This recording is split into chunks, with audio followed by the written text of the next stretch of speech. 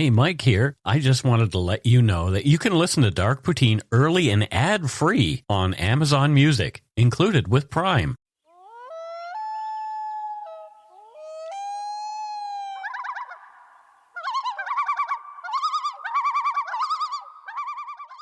Welcome back to Dark Poutine. I'm Mike Brown. With me, as usual, is my good friend Matthew. I'm glad you came back again. How was your week? My week was good. I met up with an old friend that went from nursery school through high school together with me. I have a few of those. They're great. Yeah. The views, information, and opinions expressed during the Dark Poutine podcast are solely those of the producer and do not necessarily represent those of Curious Cast, its affiliate, Global News, nor their parent company, Chorus Entertainment. Dark Poutine is not for the faint of heart or squeamish. Our content is often intense and some listeners may find it disturbing. We're not experts on the topics we present, nor are we journalists. We're two ordinary Canadian schmoes chatting about crime and the dark side of history. Let's get to it. Put on your toque, grab yourself a double-double and a Nanaimo bar. It's time to scarf down some Dark Poutine. Yo quiero Dark Poutine. Oh, yo quiero? What does that mean? I want. Oh, well, there you go. Remember the Taco Bell Chihuahua? Yes. There you go. Ah.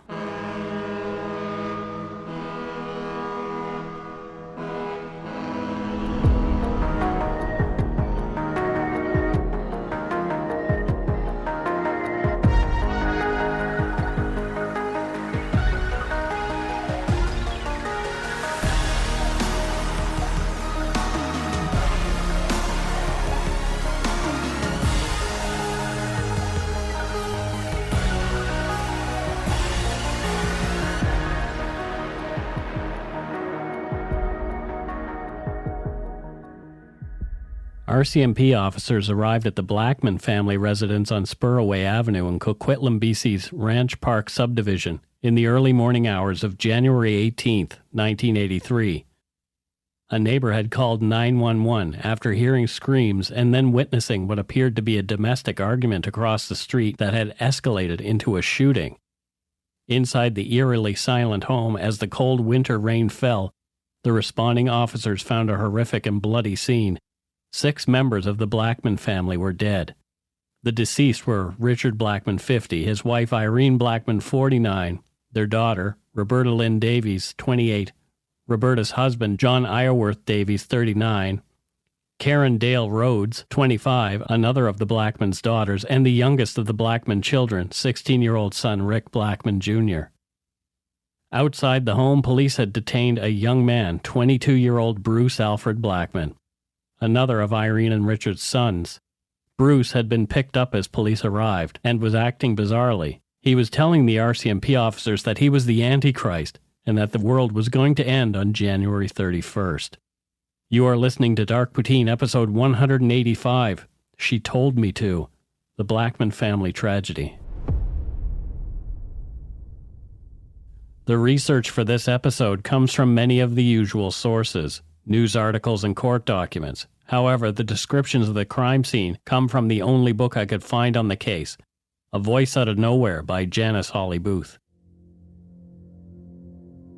It was a neighbor, Ed Field, who'd lived across the street from the Blackman Spanish-style house, who had called 911. An early riser at around 5:30 a.m., Field heard screaming coming from somewhere outside. Looking out the window, Mr. Field noticed all the lights were on in the house across the street. He then noticed one man chasing another across the lawn. The pursuer had something in his hand, but Field could not determine what it was due to distance and darkness. Ed went back to his morning cup of tea, trying to mind his own business, thinking it had to be just some drunken argument. The family that lived in the home, the Blackmans, were a fairly large clan. It was hard to keep track of them all. A few minutes later, Ed was startled when he heard more screams. This time it was a woman's voice. It sounded like she was pleading to someone. Ed looked out the window again in time to hear 2 loud bangs. He saw the person being chased, maybe a woman, fall to the ground. The person who'd been pursuing her dragged the other person across the driveway and into the open garage. The garage door was closed soon after the pair entered. That's when Ed called the cops. It was 5:48 a.m. The RCMP pulled onto Spuraway Avenue and stopped just down the street from the Blackman's house at 5:55 a.m. A young man in a leather jacket, blue jeans, and wearing a headband staggered out of the darkness toward him, coming from the direction in which they were headed. The police officers spoke with the young man, who was evasive with them, saying he'd been at the elementary school just up the street, but that didn't make any sense at all. While one officer stayed with the young man, two others walked cautiously up the street toward the Blackmans' home. Field came outside and explained to the officers what he had seen, and although he could not say for sure who it was, the man detained by the officer down the street was the man who Ed had seen chasing the man and then pursuing a woman who'd fallen and then been dragged into the garage. The young man seemed disoriented. He had blood on his shirt. He handed the officer his wallet. His ID indicated his name was Bruce Alfred Blackman. He was 22 years old. According to Janice Holly Booth's book, A Voice Out of Nowhere, when the RCMP constable asked the young man what had happened, he said, quote, "I can't remember. I'm possessed by the devil. I'm the Antichrist. And on the 31st, it's all over, man. The world's gonna end. The Big Bang. I'm possessed. My family is possessed. You're dead. I'm dead." End quote. Up the street before entering the residence, the responding RCMP officers peered through a garage window. On the floor, halfway through a door leading from the garage into the house, was a body of what appeared to be a woman, lying face down. She was not moving. The officers called for backup and then entered the house, guns drawn. Inside, the police officers found evidence of a bloody altercation in numerous rooms. It was something none of them had ever seen before or since. There was a .22 caliber rifle on the stairs of the split-level home. Another .22 was later found outside on the lawn. The kitchen was awash in blood, but there was no one in that room. It appeared that whatever had happened seemed to have started there, and blood trails led away from the kitchen. Just inside the home, in the main hallway, a man lay on his side. He was alive, but barely, and he had bled a lot. He appeared to be gravely injured. The officers called for paramedics. The ambulance arrived only minutes later, and 3 minutes after that, the man died. He'd bled out and had been unable to say a word before he expired. The bodies of two other males, a middle-aged man lying face up and what appeared to be a teenager lying face down, were dead in pools of blood in the basement near a pool table. Inside the master bedroom, in another pool of blood, was the body of a middle-aged woman laying on her back. Her eyes were open, but she was not moving.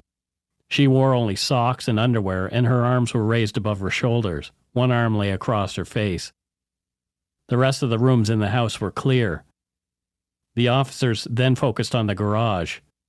They stepped gingerly over the body they'd seen through the window. The woman had an obvious gunshot wound to the head, and she was clearly dead. Inside the garage, between two vehicles, lay the body of a sixth person, a woman. Her jacket had been pulled up over her head. There was blood pooled beneath her. A bloody hammer sat on a workbench in the garage. The cop attending to Bruce Blackman had ushered the young man safely into the back seat of his police cruiser. On hearing of the bodies being found at the house, the officer read Bruce Blackman his rights, telling the young man he was being arrested for murder. They drove to the RCMP detachment office in Coquitlam. As Bruce was questioned, he made a disjointed confession.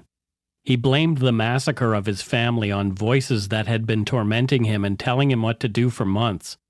As Bruce was being interviewed, the IDENT team arrived at 2926 Spuraway Avenue to begin processing the crime scene. The word was out that there'd been a multiple slaying in the quiet Coquitlam subdivision. News media descended on the 2.5-year-old home, reporting that 6 people, all family, had been killed there, and the suspect, who police already had in custody, was a son of 2 of the victims. Neighbors milled around the outside watching police do their thing and wheel out 6 bodies covered by blue blankets for transport to the morgue. All of them were shocked that something like this could have happened in their neck of the woods. People who knew the family were devastated by the news. No one could believe what had happened. Richard Blackie Blackman, 50, was well-liked and hard-working guy and a member of the Vancouver Fire Department since 1978, working on one of the fireboats in Vancouver Harbor. He'd been a marine engineer before that. He'd died of multiple gunshot wounds. Irene Blackman had been shot twice. She worked as a clerk at the province newspaper and was also much loved, and her co-workers said she was kind and easy to get along with. According to an article in the province that day, she was seen as a mother figure by her juniors at the paper, which was par for the course as she was the matriarch of a large clan. 16-year-old Richard Blackman Jr. was also popular at Frederick Banting Junior Secondary School, where he played both hockey and football. He'd been executed with a single gunshot wound to the head. Karen Dale Rhodes, the Blackmans' 25-year-old daughter, had just separated from her husband, moving back home in the weeks before her death. She had been shot twice. Roberta Davies, the eldest of the murdered Blackman children, had been living in North Vancouver with her husband. She had been shot and beaten in the head with the hammer that cops had found in the garage. Roberta's husband, John Davies, was also one of the dead. He'd been shot multiple times and had also been beaten in the head with the same hammer. In the months before the massacre, Bruce's behavior had become increasingly erratic and bizarre, and the Blackmans were afraid of what he might do. He was claiming over and over that he was possessed by the devil. The family considered having him committed. Bruce's issues had begun years earlier while he was attending Argyle Secondary School in North Vancouver.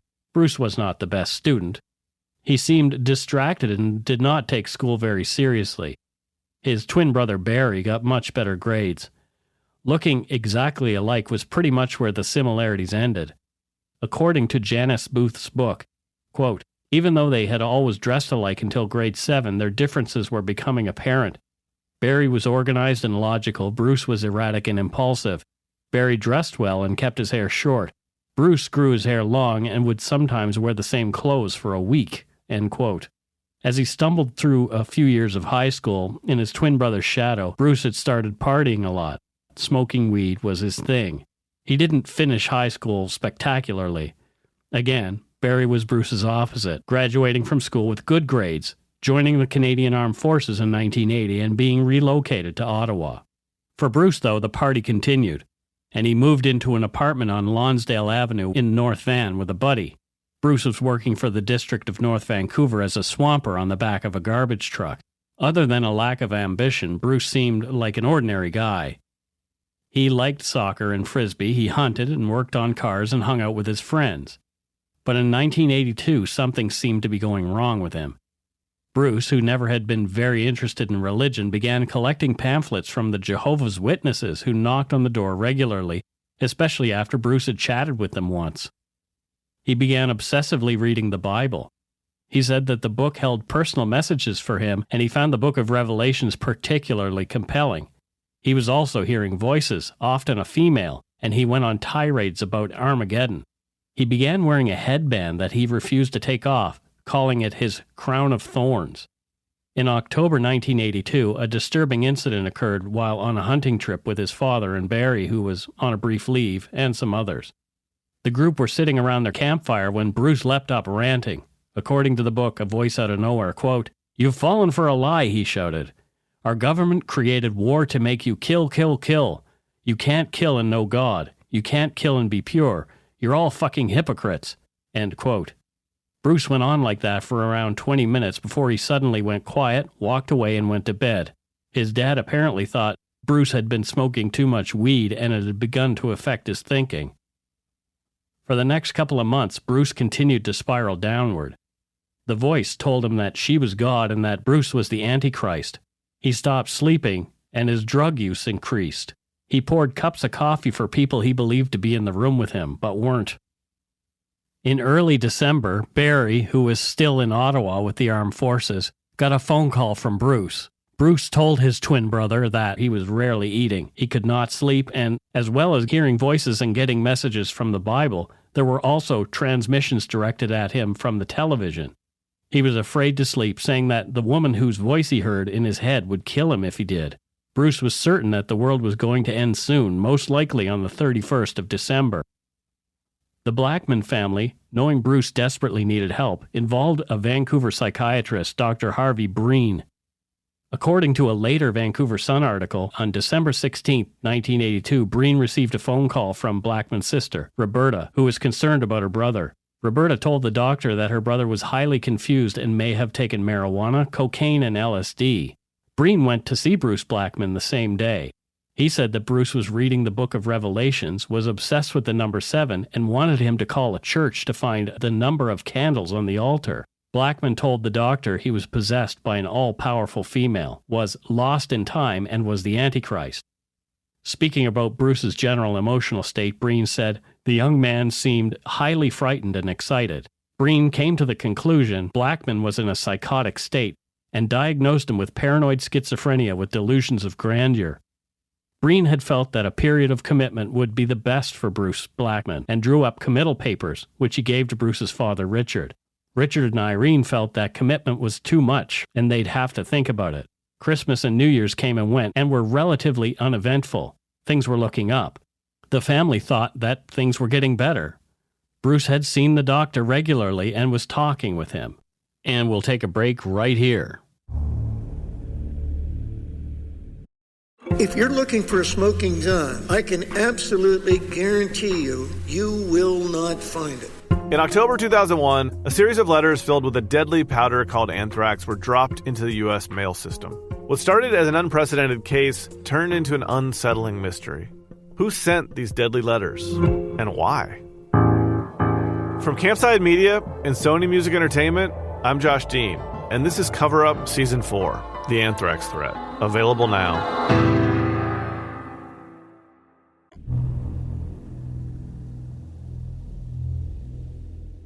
And we're back. What do you think of this story so far, Matthew? I know you haven't said anything yet. I'm keeping kind of quiet because I've had a lot of first-hand experience with this sort of situation.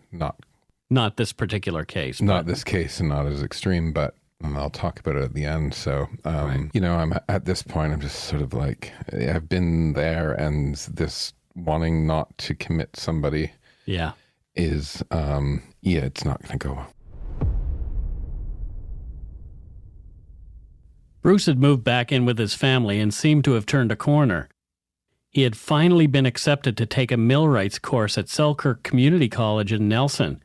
He had applied a year before and had seemed excited when he learned of his enrollment. On the 10th of January, Bruce quit his job and said goodbye to his co-workers. He went by his former roommate's place to pick up some of his clothes and said he was feeling better about life, like things were turning around. He told his former roomie that his dad would come by soon and pick up the rest of his stuff. Bruce went to Nelson on January 16th, but possibly due to the stress of the move, he decompensated quickly, and the voices became extremely loud again. And after only one day, he headed back down the highway for home. On the afternoon of January 17th, Bruce arrived at his family's home in quite a state. They were surprised to see him. He was clearly in crisis. According to Janice Booth's book, Bruce later said that the voices were loud that night. The most prominent female voice said, quote, "The gateway is narrowing. You are time. You are the angel. You must liberate your family." End quote. Bruce knew he had to act. While the family ate dinner upstairs, Bruce was in the basement loading the two .22 caliber rifles he would later use to kill them. They had no clue what he was up to down there. That evening, Richard Blackman talked to Bruce's psychiatrist again. Mr. Blackman told Dr. Breen that Bruce had taken a turn for the worse. Blackman said that his son wasn't eating, sleeping, or bathing properly. Again, the doctor implored Mr. Blackman to bring his son to Royal Columbia in New Westminster for immediate commitment. Mr. Blackman said that he thought that was an overreaction, and that he could handle Bruce until the morning. Richard Blackman stayed awake, and the rest of the family went to bed. At 2:30 a.m., Bruce, who'd been napping on the couch, was up, ranting, Bible in hand. Bruce calmed down after a half hour or so and went back to the couch where he'd been sleeping. At 4:45 a.m., Roberta Davies' phone rang. It was her brother Bruce. Before hanging up, Bruce told her that he had a knife and that something was going to happen. At 4:49, Roberta called Dr. Breen and woke him. Breen told Roberta to call the police right away. Roberta told the doctor that she'd rather handle it herself and told Breen that she and her husband were heading out to Coquitlam right away to deal with Bruce. Roberta and John hopped into their car and raced down the highway toward Coquitlam. Police surmised that Bruce had already killed the other 4 members of his family before Roberta and John had arrived. It had been Roberta and John who Ed Field had seen being pursued outside the Blackmans' home by Bruce. Bruce's roommate, 24-year-old Terry Vermeulen, spoke to the province newspaper about Bruce Blackman. Quote, Vermeulen said, Blackman was a pretty ordinary guy. He liked cars, girls, and partying. He'd go for a few beers, but if anything, he didn't drink that much. He'd smoke a little pot sometimes, but there were never any hard drugs. Then about 2 months ago, he started interpreting the Bible. He wanted to talk to me about messages he thought were in it for him. He would see messages, subliminal messages in many things. We'd be sitting around watching television and he'd see something in a show that he thought was a message. End quote. On hearing about the killings, Barry Blackman flew home from Ottawa, and his sister, Kathy Wiley, 26, came home from Quesnel. Bruce Alfred Blackman was charged with 6 counts of murder in the deaths of his family and remanded for psychiatric evaluation. In February of 1983, Bruce was found unfit to stand trial. He was too sick to properly answer the charges against him, but in April, after treatment and lots of antipsychotic medication, Bruce was deemed fit to go to trial, and his next court appearance was booked for May. But the preliminary hearing was waived in favor of going directly to trial. Bruce did not want the press in the courtroom for his trial, which began in November of 1983. His request was not granted. Bruce Blackman, eyes downcast, pleaded not guilty to each of the 6 murder charges. The judge, Justice Lloyd Mackenzie, told the jury that the only issue to be determined by this trial was Bruce Alfred Blackman's sanity at the time of the slayings. After his brief trial, at which psychiatrists were the predominant witnesses, the consideration of Bruce Blackman's sanity or lack of it when he killed his family was given to the jury to decide. From a CP article published on November 5, 1983, quote, the jurors took 40 minutes yesterday to conclude that Blackman was incapable of understanding the nature of his actions or knowing it was wrong when he shot and bludgeoned his parents, 1 brother, 2 sisters, and a brother-in-law. During the first-degree murder trial, the court was told of Blackman's psychotic, tortured mind. He believed he was possessed and felt he had to prevent the end of the world by killing his family. Because of the unusual nature of the case, the Crown and defense set aside the adversarial system and both put up the defense of insanity. Blackman was ordered kept in strict custody at the Forensic Psychiatric Institute in Coquitlam. Blackman, now 23, smiled when the verdict was handed down. Mr. Justice Lloyd Mackenzie said in an address to the jury before its deliberations that Blackman suffered a grave mental disturbance that caused his totally outrageous actions. The case was described by defense lawyer Richard Levinson as a bizarre tragedy. In testimony during the trial, Dr. Philip Adelman, a psychiatrist, testified that Blackman was not capable of appreciating the nature of his actions.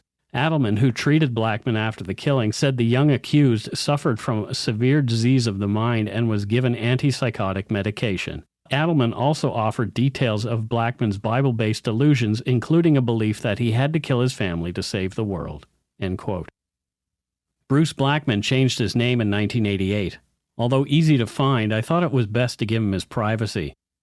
After 8 years in Riverview, the psychiatric institution in Coquitlam, Bruce was given a conditional discharge in August of 1991, provided he meets certain conditions. From court documents, he was to be subject to direction and supervision of the program director and a legal nominee who would make determinations about Bruce's treatment and housing. He was to reside at the Forensic Psychiatric Institute or at such a place operated by the Forensic Psychiatric Commission as deemed appropriate. He was to remain at the place of residence for the purposes of treatment or rehabilitation as directed. He was to take medication and treatment as may be prescribed. He was not to acquire, possess, or use any firearm or offensive weapon.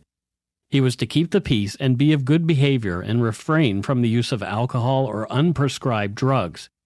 He was to present himself before the Order and Council Review Board, which is a review board succeeded in law when required. Bruce was released from the hospital in 1995 with similar conditions. Bruce has always maintained that he feels terrible about what happened all those years ago and no doubt misses his family. More than 30 years after the events of January 18, 1983, in a 2014 press release about the publication of her book on the case, A Voice Out of Nowhere, Janice Holly Booth said, quote, telling this story now is important because with the closing of mental institutions across the United States and Canada, We have more mentally ill people living among us than ever before, she says. According to recent research by the New York Times and Mother Jones, mass murders committed by those who are severely mentally ill and untreated are on the rise. Everyone benefits when people with mental illnesses can easily access and receive the treatment they need. Without an effective mental health care system in place, Booth asserts that the next Sandy Hook is right around the corner, and there is no way to predict when or where it will happen. We might as well brace for it, she says, because it's coming. End quote. But does that quote above really give people suffering from mental illness a fair shake? I don't think it does. It just doesn't feel right to me. According to a 2011 study titled Violence and Schizophrenia by Heidi J. Waring and William T. Carpenter, quote, in public perception, schizophrenia is often associated with violence. This view is reinforced each time there are media reports of violent acts by purported mentally ill persons. There has been inadequate scientific attention to this domain of pathology, especially in therapeutic development. Persons with schizophrenia are undoubtedly at risk of becoming victims of violence in the community settings, with risks up to 14 times the rate of being victimized compared with being arrested as a perpetrator. Although persons with schizophrenia are more likely to be the victims of violence than to perpetrate violence, the majority of literature published since 1990 regarding violence and severe mental illness has focused on perpetration rather than victimization. There have been more recent studies in regard to violence in schizophrenic individuals. A 2019 paper in the American Journal of Psychiatry titled Correlates of Future Violence in People Being Treated for Schizophrenia said that a total of 1,435 individuals with schizophrenia who had participated in the National Institute of Mental Health's clinical antipsychotic trials of intervention effectiveness study were followed for 18 months after their initial treatment for the disease. 77 participants, 5.4%, reported engaging in injurious violence during follow-up, and 119, 8.3%, reported engaging in exclusively non-injurious violence. Schizophrenia affects only 1% of the population and seems to be wildly misunderstood. It is the fourth leading cause of disability in developed countries among peoples ages 15 to 44. Of those people afflicted, only 10% of people with schizophrenia will engage in violence during their lifetime. Media coverage of catastrophic violence by people thought to have psychiatric disorders raises public alarm and stigmatizes patients. Much of the media coverage fails to acknowledge that serious violence by people diagnosed with mental illness is rare and that psychiatric patients are more often victims of violence than the perpetrators. The alarmist quality of this reporting notwithstanding, mental health providers have a responsibility to reduce the risk of violence to the extent that it is possible through appropriate care. On the site healthlinkbc.ca, I found Schizophrenia, Warning Signs of Violence. Along with BC-specific resources and places to contact for help, they provide the following information. While most people with schizophrenia are not violent, violence is one of the reasons someone who has schizophrenia may need hospitalization. It is a way to protect the person or those around him or her until the delusions or hallucinations often associated with the violence pass. Common signs that can indicate someone with schizophrenia may become violent include talking about violence, especially when directed toward specific people or groups of people, such as past coworkers or places such as churches or government buildings. Talking, writing, or drawing about death and violence. Having unexplained mood changes or behaving aggressively or violently. Aggressive acts may include teasing and taunting other people by calling them names, threatening, making fun of, or playing mind games with other people, or making threatening phone calls. Buying or talking about having weapons or other means such as poisons that could kill or hurt people. Not taking responsibility for his or her actions, saying that the actions are justified because of how he or she has been treated. Drinking alcohol or using illegal drugs more frequently. Increased fears of other people, paranoia. Telling someone that he or she hears voices telling him or her to hurt or kill another person. As well as other links to learn more about this case, in our show notes you'll find a link from heretohelp.bc.ca titled, Someone I Love Has Been Diagnosed with Schizophrenia. How Can I Help? Some of the tips they give are: educate yourself, listen, use empathy, not arguments. Don't take it personally. Take care of yourself too. Maintain your social network. Encourage your loved one to keep up with their treatment and recovery plan. And finally, take action if you think you or your loved one is in danger. And that's it for Dark Poutine episode 185, She Told Me To, the Blackman family tragedy. And what are your thoughts on this story, Matthew?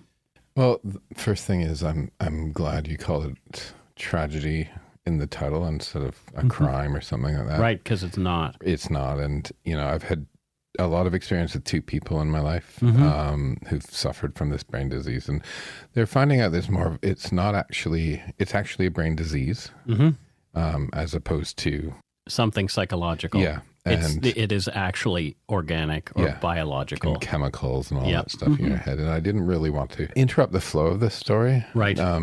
Because I just wanted you to get through it. Honestly, this was kind of a difficult one for me. For me too. And I think one of the reasons why I can't stand when people fake insane pleas is because I know people have been truly sick. Right. And you can kind of see from a mile away when somebody's faking it. This is somebody who was ill. I actually had somebody once show up to my house in a full schizophrenic episode, just arrive at the front door. Yeah. I thought this person was off their tits on drugs when they first came in, and so we invited them in for dinner, and I was thinking of trying to sober them up, and then over time I realized it wasn't. This person wasn't high. Yeah. And from that night, it was a long road for me and my whole family in the UK. I'll call them, and I ended up helping to get this person sectioned. Yep. Which means like put into committed against their will. Like we literally had to get police and everybody to do it because I honestly thought they are going to hurt themselves or somebody else. And then of course we thought it would be like, a few weeks, get back on the proper meds, and it ended up being months and months and months and months. Oftentimes it is like that. And so, Justin and I had to get their mail routed to us, pay their bills because we wanted this person to come, like their mortgage, their electricity, because we wanted their house to be ready when they came out, and not like everything fall apart. Yeah. Right. So, so that was a big responsibility. And I think that experience, I became friends with the guy. I mean, we were kind of a different person.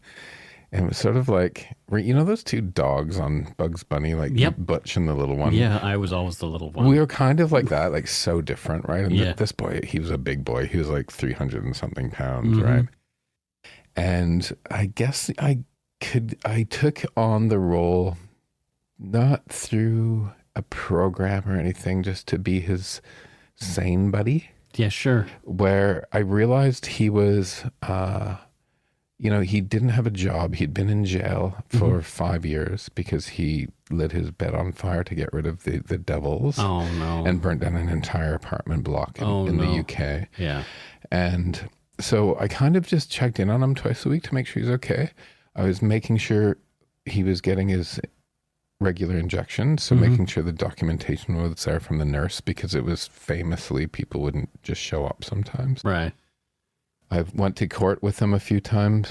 So I'd, show up to his place, sometimes bring him groceries because he couldn't work. Sometimes people actually need a little extra help. Yeah, and I went to court twice. Once he was going to maybe be kicked out of social housing. And I had to go and I spoke to the judge. It wasn't like a big court. Like it was, the judge was in a room with us, right? Yeah. And I said, listen, he's in the social housing because of his illness. His illness is making him yell at the walls. So to kick him out because of his illness, because he's in social housing, it's a really weird catch-22. And I said, I know the neighbors get annoyed. I'm like, I'm putting a little tape thing on his stereo so he can't turn it up. And I actually proved to the judge that the nurse that was supposed to be arriving, the system wasn't working. He wasn't getting the meds when he needed to. And then plus, once he was, the police had him as a witness, and there's a little bit of a funny story here. Do you want to hear the funny story? Sure. So we go to court, and he's supposedly a witness, and I'm waiting with him. A witness for what? He said that this one guy who's a well-known drug dealer in London tried to break into his house. Okay. And the police really wanted to nab this guy. Mm-hmm. And Rob didn't tell me like what had happened. He's like, oh, the police want me. Can you just be in court? Do you want me to go? So I go. And then up comes CCTV footage of this guy, big boy, chasing this guy with like a 10-inch knife on like mid-morning on a Wednesday through a shopping mall. No. And as we leave, and eventually the court decided he was not of sound mind to be a witness, right? Yeah. And as we're leaving, my friend goes, that CCTV didn't really look good at all. And I'm expecting him to go, I looked awful, crazy. Yeah. And he goes, yeah, the camera really does add 10 pounds. And I looked at him, he looked at me, and he realized what he said. We both started dying, like howling with laughter outside of the court. I've had experiences with that stuff too. One of my girlfriends, her mom was diagnosed paranoid schizophrenic and would think that people were sending messages through the walls or leaving gifts for her on various doorsteps and things like that. She would see things and she thought, oh, somebody has left that there for me and it has a specific message. So she would pick it up and bring it home. Yeah. It was very scary. Yeah. But I never saw her violent, ever, not once. Yeah. But yeah, I mean, even myself ended up, having a bit of a break from reality in my early 20s and had to spend some time in the hospital. So Yeah, and I'm glad you didn't name this guy. I know he's changed his name. Mm-hmm. And for people out there that might know him or, because we're in BC, right? I'm pretty sure he lives here in Surrey. Yeah, just give the guy a fucking break. He was really sick, right? He's not He feels terrible about what he did. Yeah, and I feel for him because I can't say they should have, would have, could have, but I've been there. And this is the thing, and this is the crux, I think, of this whole story. Is we want to be really careful blaming his parents for I don't want to do that because they're gone now. But I'm just like, from what I've seen in my experience, and they didn't know, and I'm just like, you're telling the story, and I'm like, no, because you can see it coming. Yeah, and it's not you should have. It's it's from the heart. Oh my God, you should have, right? So that's what I mean by it. Yeah, so it's not. We're not blaming them. We're not saying they made the wrong decision. No, because 9 times out of 10, or 99 times out of 100, the right decision is the decisions that they made. And this shit's hard, man. Yep. This shit is hard. Yep. Right. Richard Blackman was going to bring him in the next day. Yeah. Just didn't want to do it that evening. Yeah. So. Yeah. Yeah. It's very sad, and you don't know. You just don't know. No. On to voicemails. If you're so inclined, you can leave us a message at 1-877-327-5786 or 1-877-DARK-PTN. We would love to hear from you. Let's only hear nice people today. Hey, Mike and Matt. This is Alexandra from Ontario. I'm just calling to add to the conversation about the Criminal Injuries Compensation Board that it was in today's episode. I've represented clients in front of the board applying for benefits, and it's not a very generous system, but what it does do is it helps compensate victims for out-of-pocket expenses such as counseling and other things related to their medical care following a criminal act perpetrated upon them. And I really think this board and the benefits are very essential because sometimes you can't pursue the criminal for compensation. Either they don't have the funds or they're unknown. And so it is a good thing. And it's not an incredibly generous program. So for those who are fiscally concerned, it's not something that takes a big bite out of taxpayers' dollars. At least that's my humble opinion. And again, I love the show. Love you guys so much. I love how it's so focused on the victims, and so that's just my 2 cents. Anyways, thanks. Have a great day, and look forward to the next 100 episodes. Bye.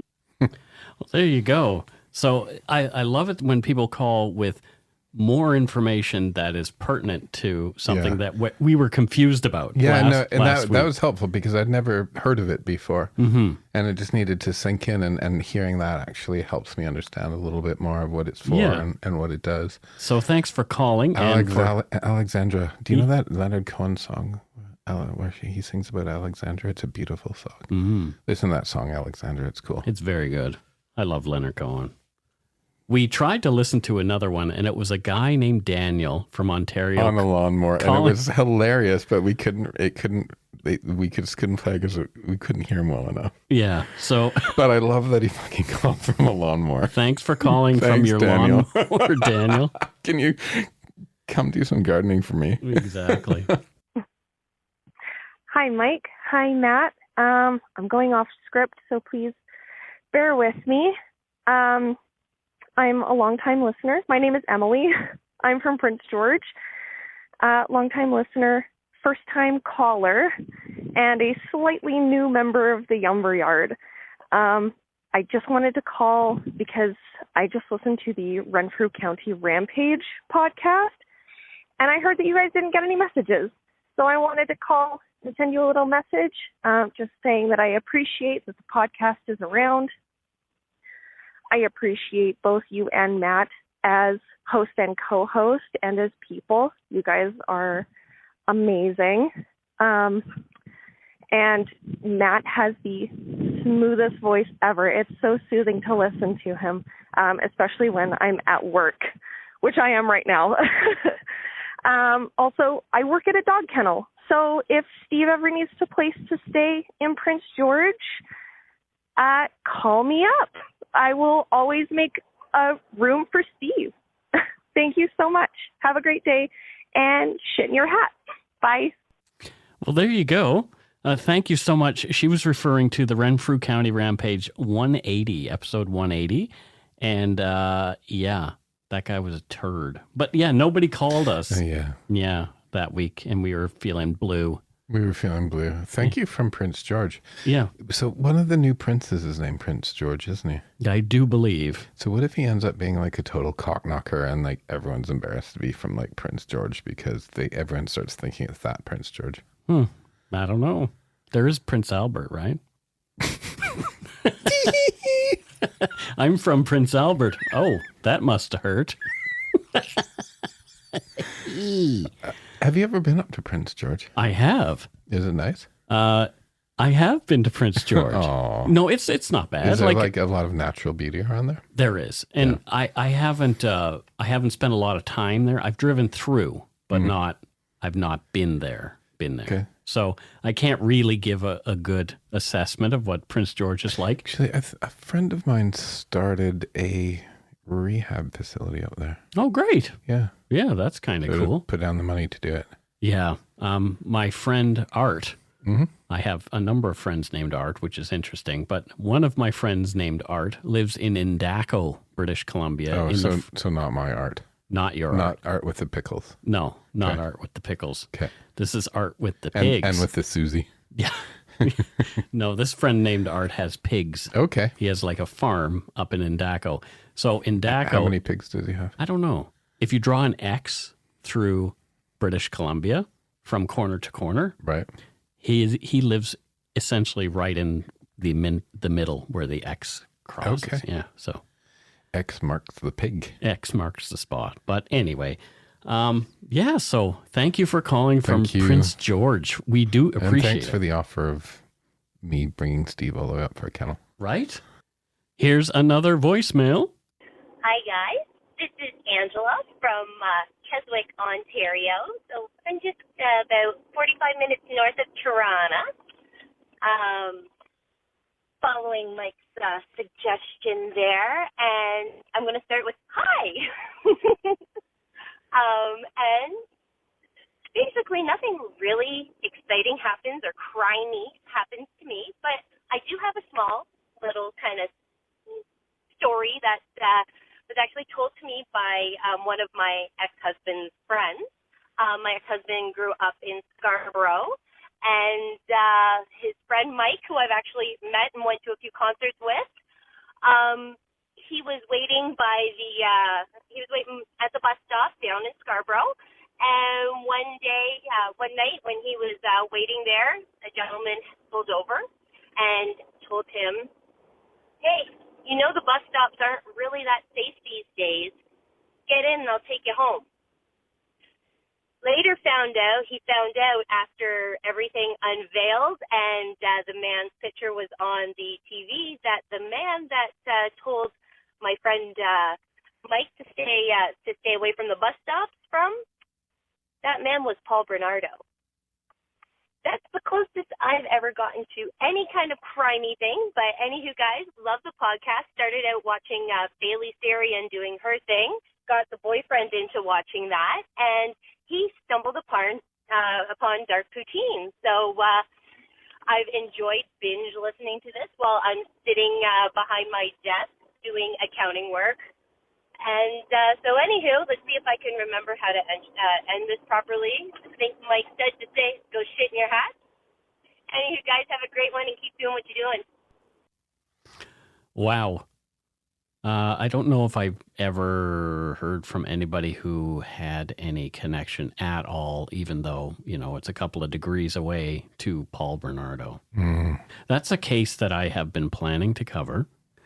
I want to do it the right way and dedicate at least 3 or 4 episodes to that. So it will be quite an epic, I think. Didn't he try changing his name to Teal at one? Yes, he actually has changed his name to Paul Teal. That's Teal. Yeah. With somebody like that, we will say what their new names are. That guy doesn't get to remain anonymous. Nope. But Bernardo is a creepy character. And isn't that interesting that you hear stories about these guys a lot of times? They'll say, well, like Ted Bundy said to Anne Rule, hey, you never know who's out there, right? It's you, Ted. It was you. Crazy. Yeah. So again, if you want to leave us a voicemail, we would love if you did that. You can leave us one at 1-877-327-5786 or 1-877-DARK-PTN. PTN. And again, we'd love to hear from you regardless, even if it's just to say hi and to tell us to go shit in our hats. If you're stumped for what to chat with us about, a quick story is welcome, like that one. Try to keep it under 2 minutes, and often the best voicemails are the ones that have been written out beforehand. Because, it is what it is. In longhand with a quill pen. With a quill. So now let's move on to Patreon. Let's see. Patreon. Yeah, I need to do those friggin' jingles. Patreon. Did you say she's from Cheslake? I think so. I'm trying to figure out where Cheslake is. I've never heard of it before. And whenever people say 45 minutes out of Toronto, I'm like, yeah, from which part of Toronto? Because you can be downtown in traffic for 45 minutes. Right? Like a 45 minutes as the crow flies, maybe? Yeah. But, All right. Let's see who became a patron this week. First up, from Hamilton, or Hammertown, Ontario, we have Gail Christie Logan. Gail. Yay. Dun, dun, dun, dun. What does Gail Christie Logan do there in Hamilton, Ontario? Well, I went to college in Hamilton, Ontario. Oh, did you? What did you take in college in Hamilton? Advertising and marketing. Surprise. Yeah. And I used to live on Grant Street. I was talking to somebody in the Younger. I used to live on Grant Street where the famous Grant Street Studios is. I didn't live in the studios. So I think she either is a music producer, okay, or a teacher at Slowhawk College, where I went to school, okay, or a steelworker. Well, there you go. Or a steelworker. Well, it was because Steel Town. Yeah. Thank you, Gail Christie Logan. People shit on Hamilton. I don't. But there's actually the escarpment there. It has a lot to offer. I've been to Hamilton a few times. People are always mean to it, and I kind of get punchy. Yeah. Next up, from Kyle, Texas, we have Mama Bear. Mama Bear. Mama Bear, as opposed to Papa Bear or Baby Bear. But Mama Bear, what does Mama Bear do there in Texas except rifle through garbage and get brainworms? I think Mama Bear has a bear sanctuary, and that's why she calls herself Mama Bear. She's like the Carol Baskin of bears. No, but except not bonkers. Yeah. Are there bears in Texas? Probably. Don't they have a bear on their flag? No, that's California. Okay. Yeah. California, Texas, same state. Same thing. It's kind of like you couldn't get two different states. Could you? Well, no. No, you probably couldn't. No. Yeah. Just want to be sure that we're saying that. Maine. Maine and Texas, very different. Yeah, that's true. Yeah. Yeah. Yeah. Bangor. Yeah. Yeah. As opposed to Bangor. Banger. Anyway, so thank you, Mama Bear. Thanks, Mama Bear. And continue doing what you do there with your bear sanctuary. And all I think about is the Grizzly Man, the Werner Herzog movie. Don't ever listen to this tape. Don't ever listen. It is terrible what you will hear. What was the movie called? Grizzly Man. You've never seen it? It's a documentary about this gentleman who went out and lived with grizzly bears for years and then eventually got eaten by one. Got eaten. Yep. Why would I want to watch that? Well, you don't see it. It's a very interesting social commentary on people, and you learn a lot about denial. It's the river in Egypt? It's not a river in Egypt, not just. Anyway, so yeah, give that a try. Next up, we have Sarah. And Sarah, we're not really sure where Sarah is from because no shipping address, nothing. Ah. So where is Sarah from, Matthew? She is from the little village of Shirakawa-go in Japan. Wow. It's on the foot of Mount Hakusan. Okay. And, it's really, have you ever seen photos of this village? No. Picturesque rolling rice fields and this beautiful river. Yeah. Traditional thatched roof farmhouses. Some of the houses are like 250 years old. Very nice. Yep. Well, that sounds like a really great place. Yep. What does Sarah do there? The traditional art of dyeing and weaving. Oh, traditional art of dyeing. I thought well, everybody kind of does that. No, dyeing as in I get it now. Yeah. Immediately I think, oh, wow. And she measures soba noodles as well, so they're like the same length. Ah. Yeah. Soba noodles are yummy. I almost got us some today, and I went for the A&W instead. Did you post that horrible picture of the poutine? No, I will post it after we're done recording. But it was honestly, guys, I bring this poutine from A&W. It is horrible looking, and because we're called dark poutine, I felt like I let Mike and I down because it was so bad. Yeah. I'm not. I wouldn't say I'm a connoisseur of poutine, and I'm not fussy. But that was horrendous looking. Yeah. Didn't taste. It did have squeaky curds, which is important. Didn't taste as bad as it looked. Mm-hmm. But first, before I forget, arigato, Sarah. Arigato, Sarah. Yes. Yeah. Anyway, let's move on. We're done talking about poutine. That was not good. We have another person who I'm not sure where she is from, and this is Melanie Priest. Hello, Melanie Priest from Melanie. Colmar, France. Colmar, France. Bonjour, mademoiselle, or madame. Or you could actually put a little German accent on there as well. Oh, really? It's in the Alsace region, so it's like Alsatian, right? Interesting. So close to Switzerland?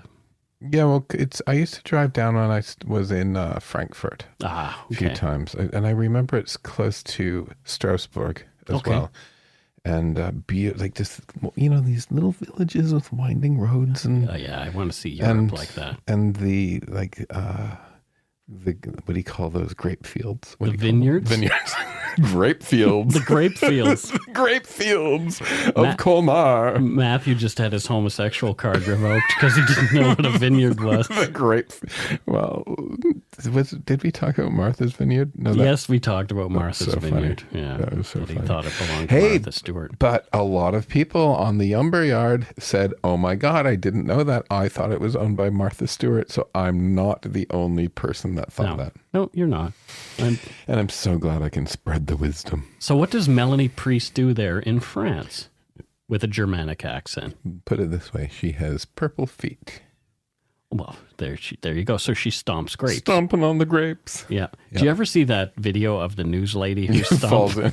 The sound when she goes, oh. And then she goes, well, when she falls off the stage? Yeah. And that oh, so I felt so bad and for then her. she just squeals like an animal in pain. That's horrendous. Look at us, but we're laughing. Apparently she broke a rib or two. Yeah, that hurts. Serves it right. What? For doing? I don't know. I'm just kidding. So thank you, Melanie. Thanks, Melanie. In France. Keep stomping those grapes. Or should I say, merci beaucoup. Look at me. I'm very multicultural today. Yeah. Next up, we have Janine Stiles. And Janine is from Billings, Montana. Billings, Montana. Billings, Montana. I may or may not have driven through Montana, but very quickly because there was no speed limit. Is she related to Harry Styles? I don't know. She probably gets that all the time. I wouldn't doubt that. And why is it called Billings? Great question. Is it like a big accountancy office? Is there? I don't know. There are Billings in Ontario or Montana. Ontario? Well, Montario? Mike just had a bit Montana? I had a bit of a cardiovascular accident. Thank you so much.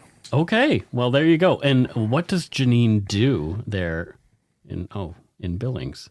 I think she's a bookkeeper because she's in Billings. Of course. Yeah. Yeah. Well, thanks, Janine. Next up, we have Stephen Scorb. And Stephen, I'm going to take a wild guess, is from Oran, Algeria. Oran, Algeria. What do you think Stephen does there in Oran? I think he's a specialist hashishan. Well, who shouldn't be doing hashish? Me and you, because that is not something that we do. I make hashish. Yes, you do. I'm about to launch a really nice one. There you go. Your company makes it. You don't personally make hashish. No, but I help. But I helped. I help the product development, the styles and types that we're going to go for. There you go. From consumer research.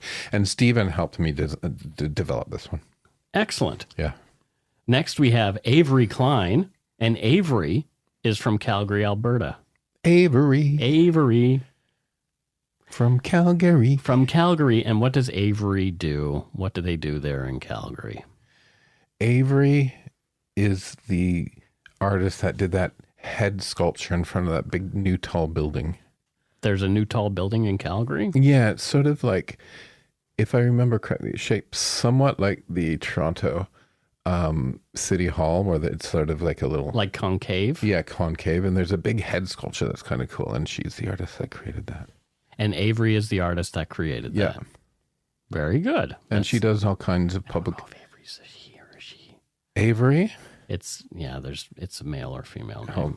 Oh, really? Yep. Okay, so if Avery is a boy, replace all of the she's with he's. Yeah. And if Avery is a girl, keep it the she's. And if Avery is non-binary, please change it to they. Yeah. But we love you anyway, so thank you. Thank you, Avery. It's hard doing this because we want to be sensitive to people's gender preference. Next, we have Tyra Morin, and Tyra is, did we say? Yeah, we did. And Tyra, next we have Tyra Morin. Boy, I'm a mess today. Next, we have Tyra Morin, and Tyra... Is she related to Tyra Banks? I don't know, but she lives in Prince George, British Columbia. Oh, another Prince Georgian. Yeah. So what do you think that Tyra Morin does there in Prince George? I think she works at that kennel. She works at the kennel. Yeah. Everybody works at the kennel. Everybody works at the kennel in Prince George. Well, there you go. I love people who take care of dogs. Me too. Because my dad he was a veterinarian. I guess he still is, technically. You're still a doctor until you... So if I was in... Sorry, which province are you from? Nova Scotia. If I was in Nova Scotia and I got a gunshot wound but didn't want the police to get involved, could your dad stitch me up? He probably could. Cool. That's good to know. Yeah. Next we have Nicole Clark. And Nicole is from Chase, British Columbia. And my friend Vicky, you know Vicky, she used to live in Chase. Okay. Yeah, Chase is a great little place. I like Chase. What does Nicole do there in Chase? She's the CEO of the Chase Bank, which is based in Chase. That is not true, but she is... Can you imagine? The global Chase Bank is from Chase, BC. Chase, BC. Oh, yeah. It would help the economy there, I'm pretty sure. Oh, yeah. Yeah. Well, thank you, Nicole. Thanks, Nicole. Next, we have Elizabeth Williams. And I don't know where Elizabeth is from. There's been a few people who were not so keen on giving us where they're from, but I am going to take a wild guess. I know where she's from. Okay, where's she Her from? last name is Williams. She's Welsh. Oh, she's Welsh? Yeah. Where in Wales is she from? Any particular place? Yes, she is from Cardiff. Cardiff. Yeah, that's not a Welsh accent. No. She's from Cardiff, Wales. There you go. Mm-hmm. Anthony Hopkins is Welsh as well. Okay. And so Shirley and then Bassey. I ate his liver with some Shirley fava beans Bassey is and a Welsh. nice Chianti. Of course, you do Anthony Hopkins, a gay guy, does. Shirley Bassey's from Wales. Diamonds are forever. Isn't Tom Jones from Wales? Yes, he It's is. not unusual to be loved by anyone. Yeah. My friend Jerry is from Wales. Jerry? Geraint is his Well, there real you proper go. name. Yeah. Geraint. Really? Geraint is Does his he real- live over in the island? He lives in London, UK. Oh, okay. Because I know another guy with that exact same Geraint. name. He's Welsh. Who lives on the island. Hello, Welsh Geraint. on the Hello, island. small world. But anyway, Thank you. Thank you very much, Elizabeth Williams. Thank you, Elizabeth. From Wales. I So, think it's a Welsh name. What does I don't know. Is there a language? I guess there is a It Welsh. might be a Welsh name. It just happens like one of my best friends, closest friends, and colleagues from London was Welsh, from Wales, and his last name was Williams. So I assume it's a Welsh name. I always make the joke in my head about Wales having a language like Yeah, you would. the whales. It's whale songs. Oh, you see, I'm terrible. Okay, next up from Fort McMurray, Alberta, Lisa Michelle. Fort Lisa. Mac. Yeah. What does Lisa do there in Fort Mac? She's a rig pig. Easy. What is a rig pig? A rig pig is a guy that works on the rigs. Okay. And I'm just being non-sexist, saying a girl could be a rig pig too. Yeah. Most women don't like being called a pig. Sorry. Let's redo this one. I didn't mean to. Redo this one. Okay. We could make a thing of it. It could be funny. No, I don't want to insult anyone. Okay, and what does Lisa do up there in Fort Mac? Okay, she probably works on the rigs. Right. Or she's a nurse. Or she's a nurse. I'll say that because my cousin, her husband, used to live up there. And one of them works on the rigs and the other. One's a nurse. Oh, well, there you go. Yeah. Fort Mac. How's Fort Mac doing after? Well, we've had like many towns burning down since then. It's Lytton, so sad. Lytton is being rebuilt. Yeah. There's a lot of people donating money for Lytton to be rebuilt, which is great. Fort Mac, I think, is bouncing back. Yeah, my cousins, they were fleeing. It was horrible. People's tires were melting as they were driving out of 15,000 town. people evacuated. Yeah. Anyway, hope those dark days are over, and thank you. Thank you so much, Lisa.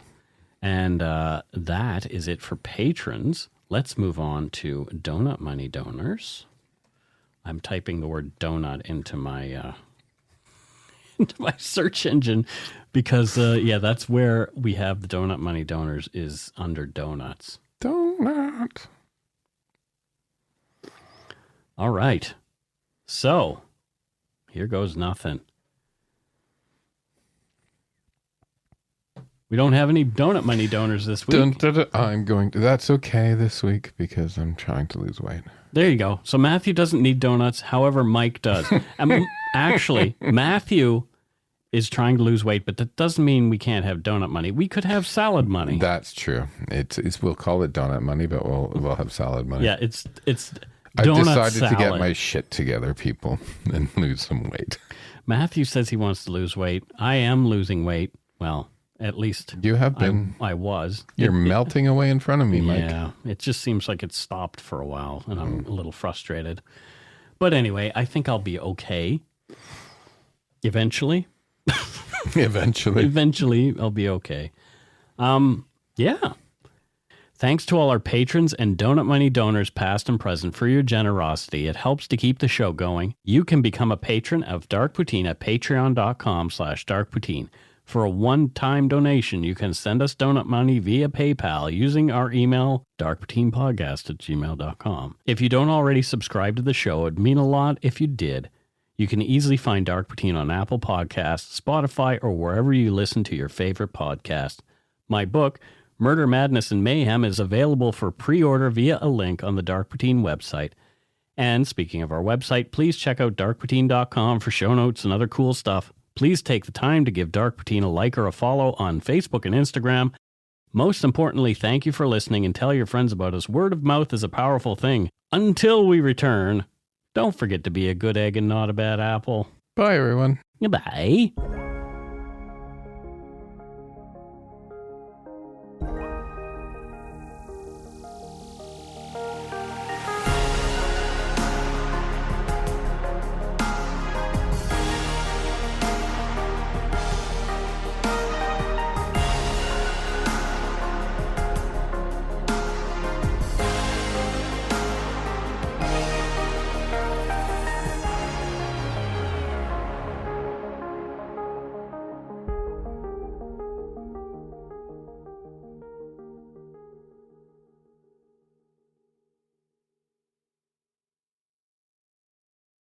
I said to my parents, don't trust her. They wouldn't listen. Every family has a secret. Joy Delaney, mother of 4, has gone missing. From the author of Big Little Lies comes a chilling new mystery to W. You were an emotional chaos sinkhole, Amy, and I'm sick of it! Starring Annette Bening. Nobody can break your heart like your own children. And Sam Neill. She will come back. Here we go. Strap in.